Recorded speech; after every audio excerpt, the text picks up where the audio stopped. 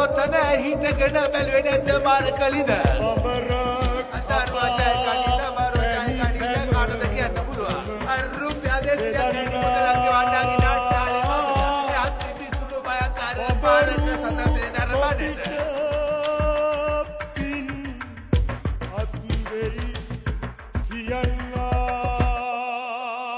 Hello.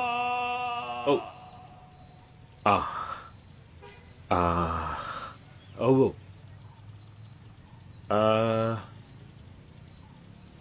හරි. අපි හෙට අපි හෙට ඉන්නවා.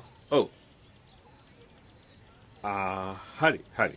මං සිඩනටත් කියන්නම්කෝ. හරි.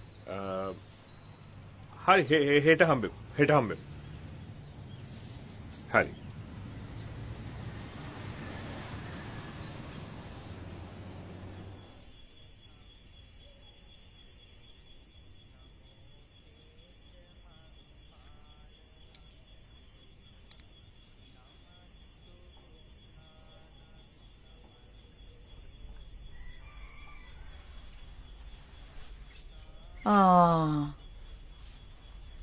කොහෙදද රංගනේ?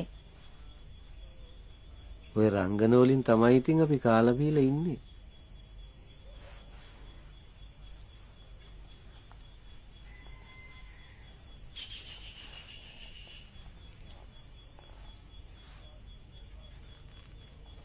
පරිස්සමෙන් සිටිනේ අයියේ. මන් දන්නේ මොනවා කරන්න යනවද කියලා. මොනවා කරත් පරිස්සමෙන්.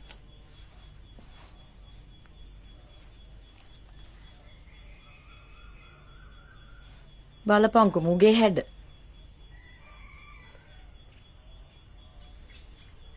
හොරකමට යතත් ජැන්ඩියට ඇඳලා යන්නේ මගේ කොල්ලා. මොනවා කියනවද?